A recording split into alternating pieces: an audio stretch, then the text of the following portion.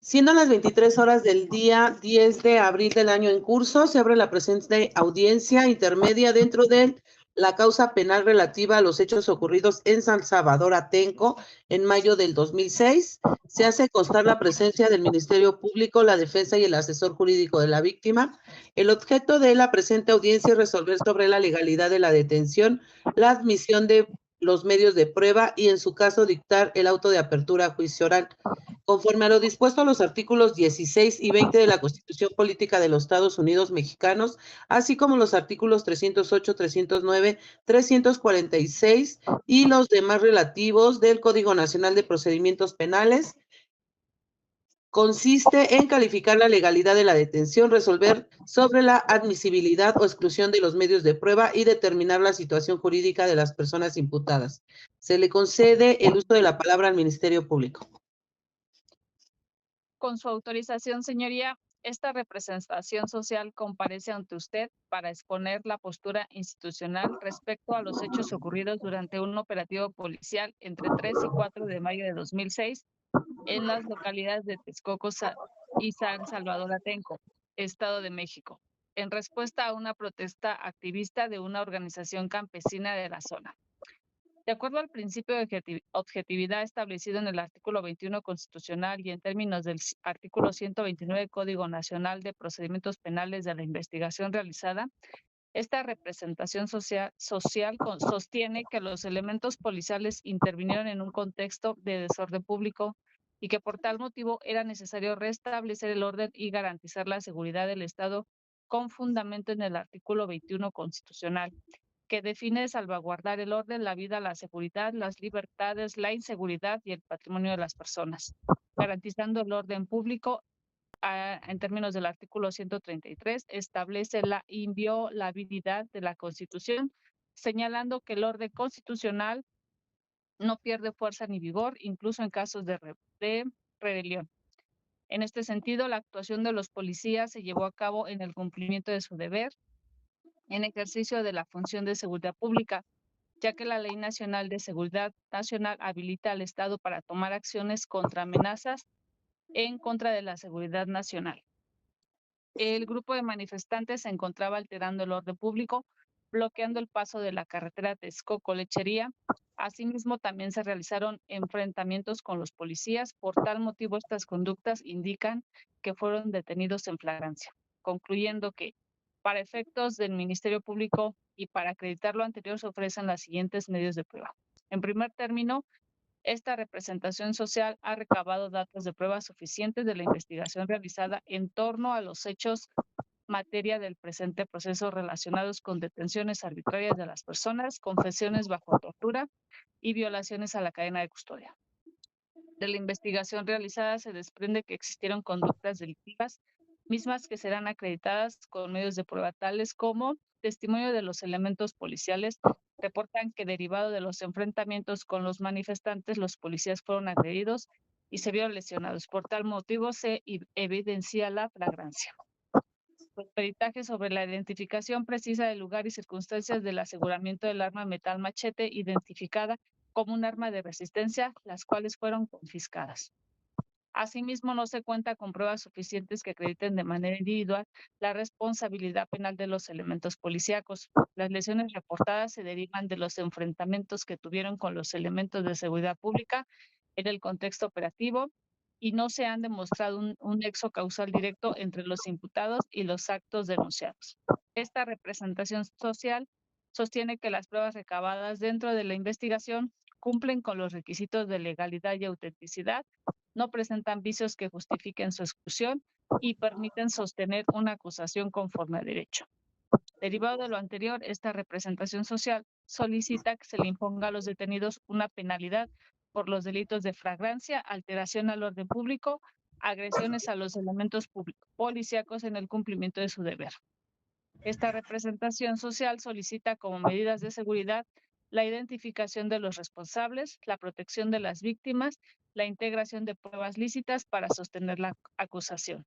En consecuencia y en estricto apego al principio de objetividad que se rige su actuación, esta representación social solicita que se admitan por pertinentes, útiles, lícitas y acreditadas las irregularidades presentadas para sostener la acusación en juicio, cuya integridad y autenticidad es garantizada. Es cuanto, su señoría. Se le concede el uso de la palabra a la defensa. Con su venia, su señoría.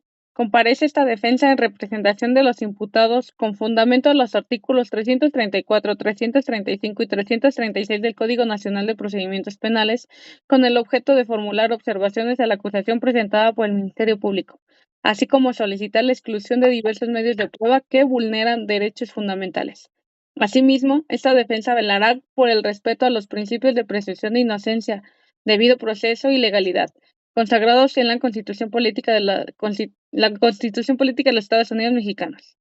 En primer lugar, esta defensa invoca el artículo 20, apartado B, fracción 1 de la Constitución Política de los Estados Unidos Mexicanos, el cual establece: toda persona imputada tiene derecho a que se presuma su inocencia mientras no se declare su responsabilidad mediante sentencia emitida por autoridad judicial. En concordancia, el artículo 13 del Código Nacional de Procedimientos Penales señala que toda persona debe ser considerada y tratada como inocente durante todo el procedimiento penal.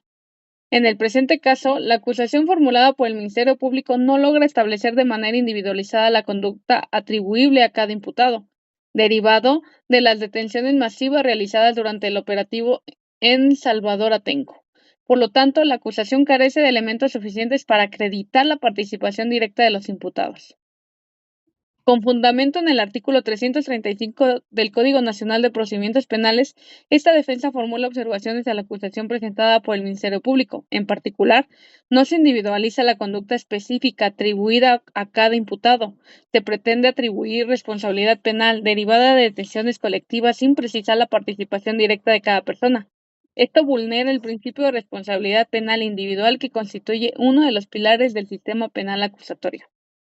Esta defensa solicita la exclusión de diversos medios de prueba, con fundamento en el artículo 346 del Código Nacional de Procedimientos Penales, el cual establece que el juez deberá excluir los medios de prueba cuando haya sido obtenidos con violación de derechos fundamentales. En el presente caso, existen indicios de que algunas declaraciones pudieron haber sido obtenidas bajo coacción o presión, lo cual contraviene el artículo 22, que prohíbe la tortura y los tratos crueles; el artículo 20, apartado A, fracción 9 constitucional, que establece que toda persona obtenida con violación de derechos fundamentales es nula. En consecuencia, dichos medios de prueba no deben de ser admitidos en la etapa de juicio. En relación con los dictámenes médicos y periciales ofrecidos por el Ministerio Público, esta defensa solicita que se analice su pertinencia y utilidad, conforme al artículo 346, fracción 2 del Código Nacional de Procedimientos Penales. Esto debido a que no existe identificación individualizada de los imputados como responsables directos. Los dictámenes no establecen una relación clara entre las lesiones denunciadas y la conducta específica atribuida a los imputados. Por lo tanto, dichos medios de prueba carecen de pertinencia para acreditar la responsabilidad penal de los imputados. Esta defensa sostiene que los imputados deben ser juzgados con pleno respeto a sus derechos fundamentales, conforme a los artículos 14, 16, 20 y 22 de la Constitución Política de los Estados Unidos Mexicanos. Asimismo, los imputados no pueden ser sometidos a juicio sin que existan pruebas suficientes, legales e individualizadas, que acrediten su participación en los hechos. En el presente caso, no existe registro individualizado que vincule a los imputados con los delitos imputados.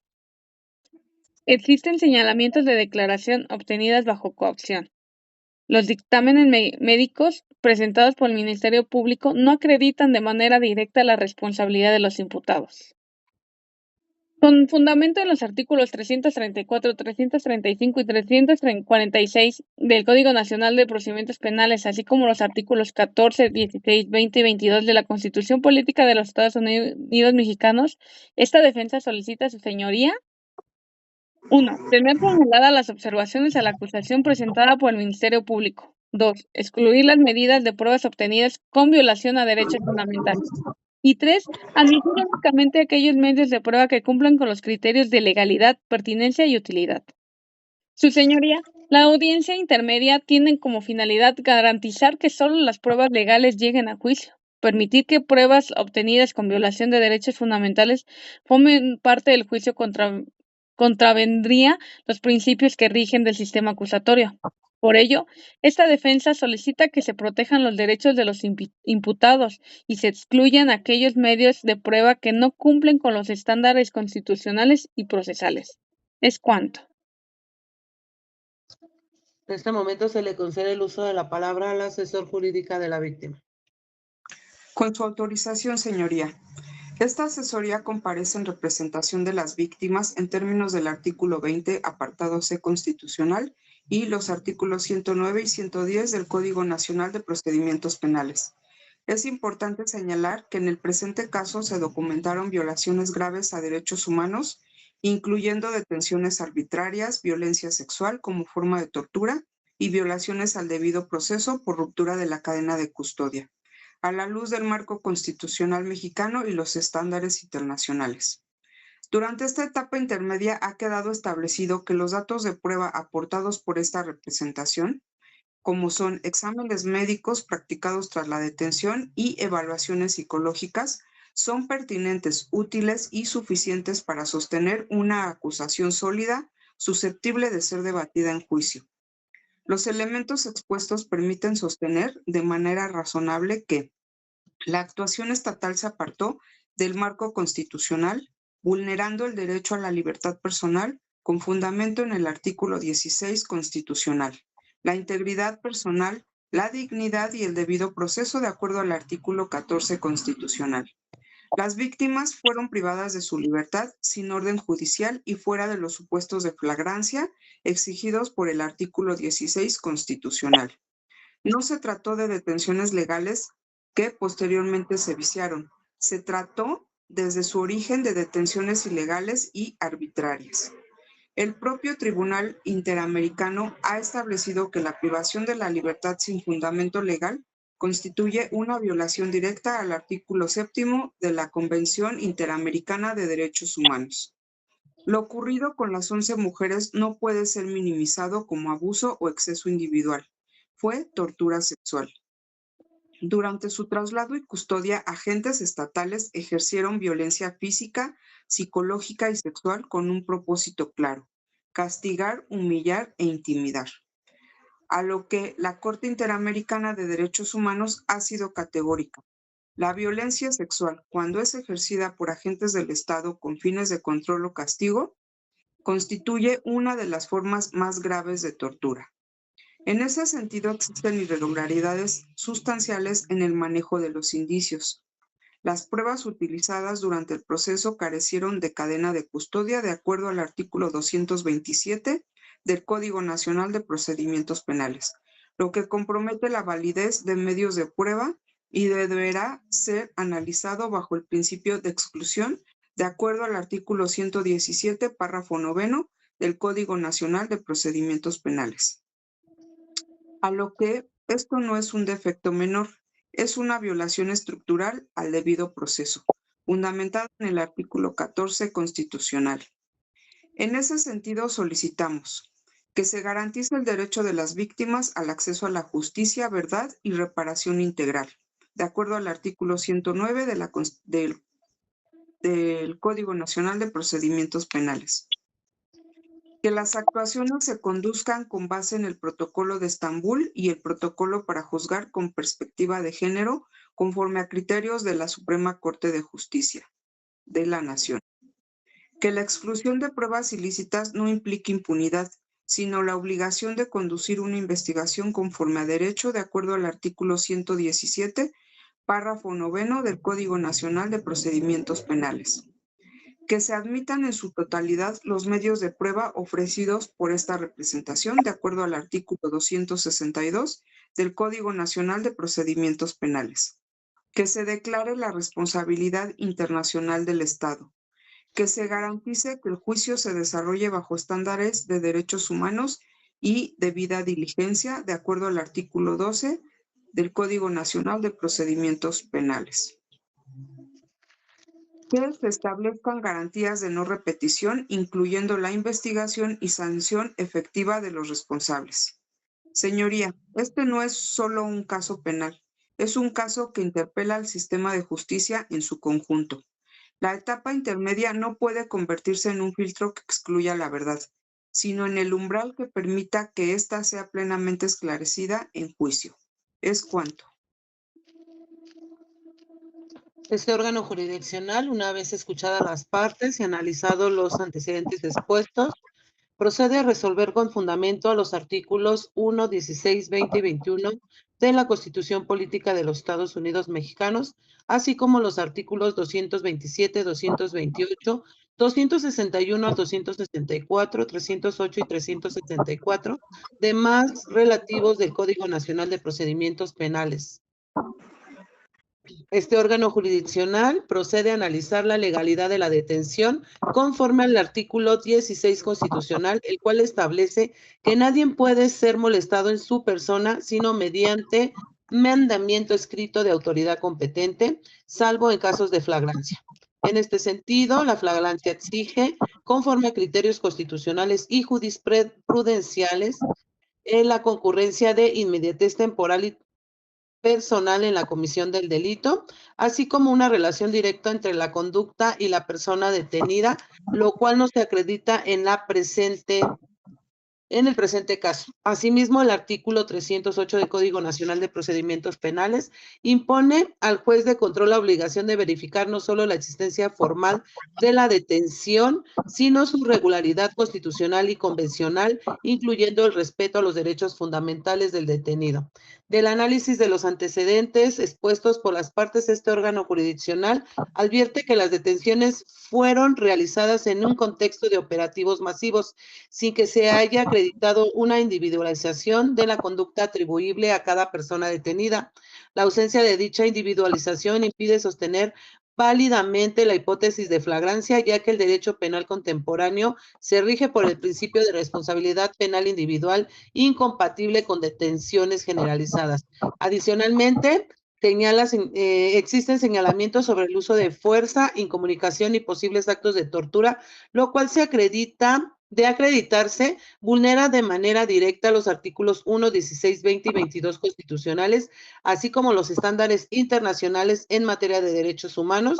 Por lo tanto, este órgano jurisdiccional concluye que la detención no cumple con los requisitos constitucionales de legalidad, por lo que se declara ilegal en términos del artículo 308 del Código Nacional de Procedimientos Penales. El sistema penal acusatorio establece que los artículos 261 al 263 del Código Nacional de Procedimientos Penales, una distinción fundamental entre dato de prueba, referencia inicial que permite sustentar una imputación, medio de prueba, fuente que será desahogada en el juicio, y la prueba, elemento que tras su desahogo, bajo contradicción e inmediatación, puede generar convicción judicial.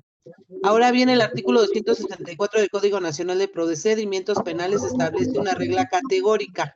Toda prueba obtenida con violación a derechos fundamentales será nula y deberá excluirse del proceso.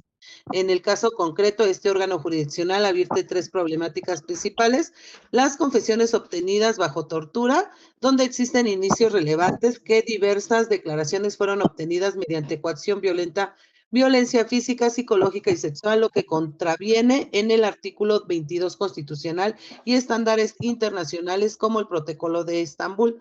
Desde la teoría de la prueba, una confesión obtenida bajo tortura carece no solo de legitimidad, sino también de fiabilidad epistémica, ya que no puede considerarse una fuente válida de conocimiento. En consecuencia, dichas declaraciones constituyen prueba ilícita, por lo que se deben ser excluidas junto con cualquier elemento derivado conforme a la doctrina del fruto del árbol envenenado. La segunda, irregularidades en la cadena de custodia. En relación con los elementos materiales probatorios, advierte inconsistencias en su aseguramiento, registro y conservación. Los artículos 227 y 228 del Código Nacional de Procedimientos Penales establece que la cadena de custodia tiene como finalidad garantizar la identidad, integridad y continuidad de los indicios. Si bien la ruptura de la cadena de custodia no implica automáticamente la ilicitud de la prueba, sí afecta de manera directa su valor probatorio al generar dudas razonables sobre la autenticidad. En este caso, las irregularidades detectadas comprometen la fiabilidad de dichos elementos, lo que limita su aptitud para sustentar una acusación. La tercera es la falta de individualización probatoria y se advierte que los datos de prueba presentados no permiten establecer de manera clara la conducta específica atribuible a cada imputado. Esta situación vulnera el principio de presunción de inocencia, artículo 20 constitucional, y el estándar de imputabilización individualizada exigido en el proceso penal. La construcción de imputaciones colectivas impide un adecuado ejercicio del derecho de defensa y compromete la validez del proceso. En relación a las confesiones, existen indicios suficientes que fueron obtenidas mediante actos de tortura y violencia, lo cual vulnera derechos fundamentales, por lo que se determina su exclusión, así como la de cualquier prueba derivada conforme al artículo 264 del Código Nacional de Procedimientos Penales. En cuanto a los elementos materiales probatorios, se advierte irregularidades en la cadena de custodia, lo que afecta su fiabilidad y valor probatorio en términos de los artículos 227 y 228 del Código Nacional de Procedimientos Penales. Derivado de lo anterior, este órgano jurisdiccional considera, conforme a los principios de legalidad, debido proceso y presunción de inocencia, se determina declarar ilegal la detención, se excluye las pruebas ilícitas y se admiten los datos de prueba lícitos. En consecuencia, se dicta auto de apertura a juicio oral. Sin perjuicio de lo anterior, este órgano jurisdiccional reconoce que los hechos analizados existen indicios de violaciones graves a los derechos humanos, particularmente en perjuicio de diversas personas, incluyendo actos de violencia física, psicológica y sexual. En este sentido, y con fundamento el artículo 20, apartado C de la Constitución, así como los artículos 109 y 110 del Código Nacional de Procedimientos Penales, se reconoce la calidad de las víctimas y su derecho al acceso a la justicia, la verdad y la reparación del daño integral. Ahora bien, los antecedentes expuestos se desprenden posibles conductas inconstitucionales por parte de los agentes apresores, tales como tortura, abuso de autoridad y detención ilegal. En consecuencia, con fundamento en el artículo 21 constitucional, este órgano jurisdiccional ordena dar vista al Ministerio Público para que, en el ámbito de sus atribuciones, inicie las investigaciones correspondientes respecto a dichas conductas. Asimismo, se atribuye que dichas investigaciones se conduzcan conforme a los estándares nacionales e internacionales en materia de derecho, incluyendo el Protocolo de Estambul, la perspectiva de género conforme a los criterios de la Suprema Corte de Justicia de la Nación y la Corte Interamericana de Derechos Humanos. Finalmente, este órgano jurisdiccional estima pertinente señalar que el proceso penal es un Estado constitucional de derecho, no puede sostenerse sobre bases de violaciones de derechos humanos, ya que ello comprometería su legitimidad. Se da por concluida la presente audiencia.